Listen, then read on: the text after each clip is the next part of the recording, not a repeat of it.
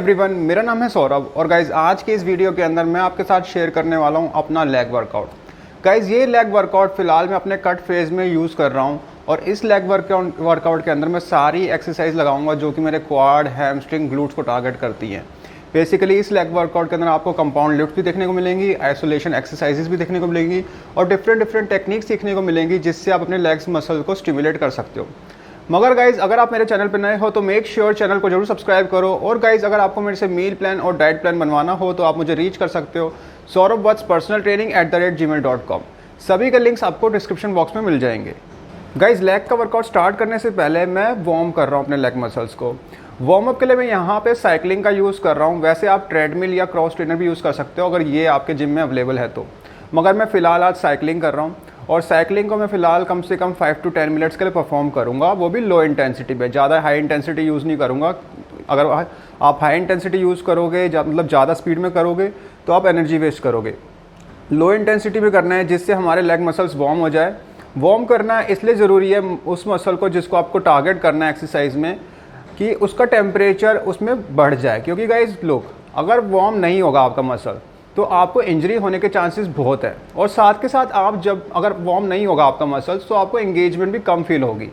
इसलिए गाइज ये दो इंपॉर्टेंट रीजंस है जिसकी वजह से आपको हमेशा उस मसल को वार्म करना चाहिए जिसको आप टारगेट कर रहे हो before doing any exercise. Warm up करने के बाद सबसे पहली एक्सरसाइज जो मैं यहाँ परफॉर्म कर रहा हूँ गाइज वो है seated leg curls. Seated leg curls एक बहुत ही अच्छी और मेरी काफ़ी फेवरेट एक्सरसाइज है आपके हैमस्ट्रिंग्स को टारगेट करने के लिए। काफ़ी जिम में ये अवेलेबल नहीं होती, तो अगर आपके पास सीटेड का हैमस्ट्रिंग कर्ल्स अवेलेबल नहीं है तो आप उसकी जगह लेइंग लेग कर्ल्स लगा सकते हो, वो भी आपके हैमस्ट्रिंग को टारगेट करती है।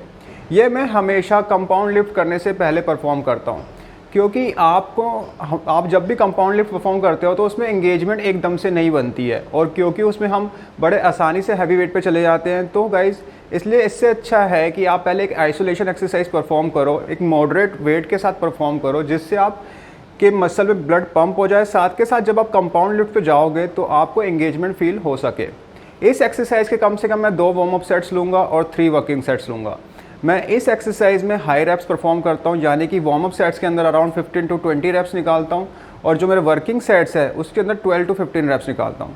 12 to 15 रैप्स का मतलब है कि उसके बाद आपसे एक भी एक्स्ट्रा रैप परफॉर्म नहीं होना चाहिए। अगर उससे एक्स्ट्रा रैप परफॉर्म हो रहा है तो आपको वेट इंक्रीज करना पड़ेगा। आफ्टर डूइंग हैमस्ट्रिंग कर्ल्स जो मैं दूसरी एक्सरसाइज परफॉर्म कर रहा हूँ गाइज वो है लेग एक्सटेंशंस। ये मेरे क्वाड मसल्स को वार्म करने के लिए है। इससे पहले जो एक्सरसाइज थी वो हमारे हैमस्ट्रिंग मसल्स को वार्म करने के लिए थी। अब ये एक्सरसाइज मैं परफॉर्म कर रहा हूँ अपने क्वाड मसल को वार्म करने के लिए। ये भी काफ़ी अच्छी एक्सरसाइज है और इस एक्सरसाइज के मैं साथ कम से कम 2 वार्म अप सेट्स लूँगा और 3 वर्किंग सेट्स लूँगा। अगेन वर्किंग सेट्स के अंदर मैं एम करूँगा 12 to 15 रैप्स के लिए और वार्म अप सेट्स के अंदर मैं लगाऊँगा कम से कम 15 to 20 रैप्स। इस एक्सरसाइज को परफॉर्म करते समय हमेशा आपको ये ध्यान में रखना है कि ये आपको वार्म करने में हेल्प कर रही है। तो आपको ज़्यादा वेट पे फोकस नहीं करना, आपको मसल में ब्लड पंप करने में ज़्यादा फोकस करना है और एंगेजमेंट बनाने में फोकस करना है। क्योंकि ये 2 एक्सरसाइज गाइज बहुत इंपॉर्टेंट है। अगर आप इनको ढंग से परफॉर्म नहीं करोगे और बस वेट लिफ्ट करने के बारे में सोचोगे तो आपकी ये सारी मेहनत फेल हो जाएगी और आप कंपाउंड लिफ्ट में वैसा हैवी वेट नहीं यूज़ कर पाओगे जैसा आपको करना चाहिए। सीटेड लेग कर्ल और लेग एक्सटेंशन परफॉर्म करने के बाद अब मेरे जो लेग मसल्स है वो कम्प्लीटली वार्म हो चुके हैं, उनमें ब्लड फ्लो बढ़ चुका है, वो पंप हो चुके हैं। तो सबसे पहली कंपाउंड लिफ्ट जो मैं यहाँ परफॉर्म कर रहा हूँ गाइज वो है बारबेल स्क्वाट्स। बारबेल स्क्वाट्स मेरी काफ़ी फेवरेट एक्सरसाइज है और आपको ध्यान में रखना है कि अगर आप बारबेल स्क्वाट्स पे हैवी वेट के लिए जाते हो तो आपको इतना हैवी वेट नहीं जाना कि हर बारी जब भी आप बारबेल स्क्वाट परफॉर्म करोगे आपको PR निकालना है। आपको ऐसा वेट चूज़ करना है जिस पे आप आसानी से कम 8 to 10 रैप्स निकाल पाओ और जिससे आपके लेग मसल्स में एंगेजमेंट फील हो सके। मैं एंगेजमेंट और बढ़ाने के लिए क्या करता हूँ, BFR बैंड्स का यूज़ करता हूँ, ब्लड फ्लो रिस्ट्रिक्शन बैंड्स का यूज़ करता हूँ। इससे जो ब्लड पंप होता है आपके लेग मसल्स में वो और इंक्रीज़ हो जाता है। तो गाइज़ इस एक्सरसाइज के मैं कम से कम 3 वर्किंग सेट्स लेता हूँ और वार्म अप सेट्स में कम से कम 1 लेता हूँ और बिल्डअप सेट्स में धीरे धीरे बढ़ाता रहता हूँ। बिल्डअप सेट्स का मतलब होता है कि वो सेट्स जो कि आपको वर्किंग सेट्स तक पहुंचने में हेल्प करते हैं। क्योंकि हमारे लेग मसल्स ऑलरेडी वार्म हो चुके हैं तो वार्म अप का तो कोई मतलब बनता नहीं है। मगर अगर मान लो मेरा वर्किंग वेट 50 या 60 किलो है तो मैं 50-60 किलो एकदम से नहीं लगाऊंगा, मैं धीरे धीरे वहाँ तक रीच करूँगा ताकि मेरे सेंट्रल नर्वस सिस्टम को पता लग जाए कि मैं वहाँ पे जा रहा हूँ। तो इसलिए गाइज इसके मैं कम से कम 3 वर्किंग सेट्स लूँगा जिसपे मैं 8 to 10 रेप्स परफॉर्म करूँगा। दूसरी एक्सरसाइज गाइज जो कि हम इस वर्कआउट के अंदर परफॉर्म कर रहे हैं वो है leg press. Leg press machine ज़्यादातर हर जिम के अंदर अवेलेबल होती है, तो गाइज ये एक्सरसाइज आप परफॉर्म कर सकते हो अपने वर्कआउट रूटीन के अंदर।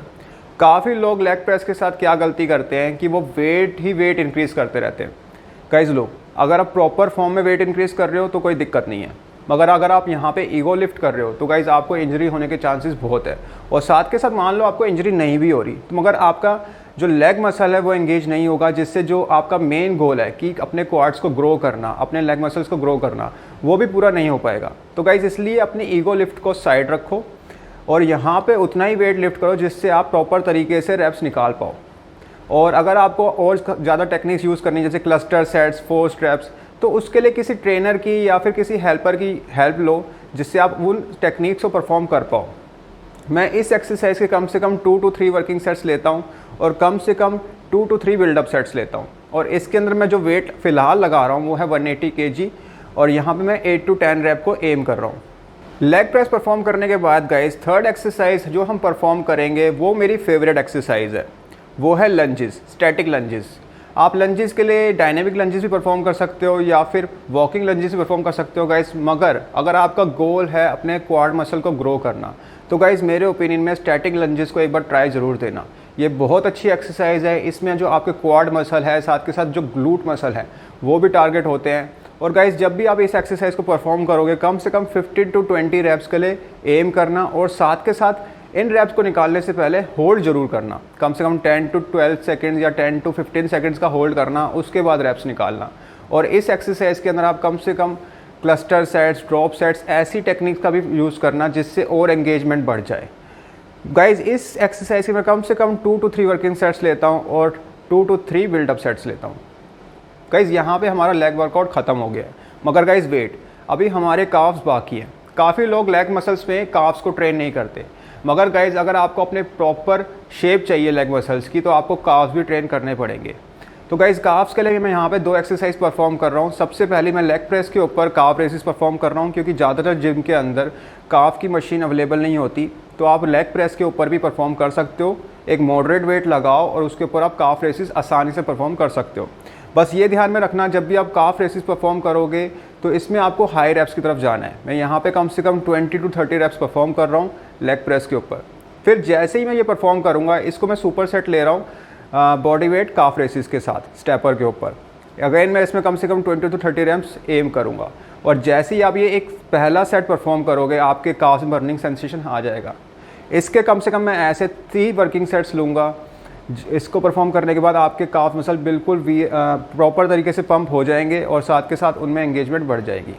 तो गाइज़ आपको काफ मसल हमेशा परफॉर्म करना है। अगर आपके जिम के अंदर काफ की कोई मशीन नहीं है तो आप इसको ऐसे परफॉर्म कर सकते हो।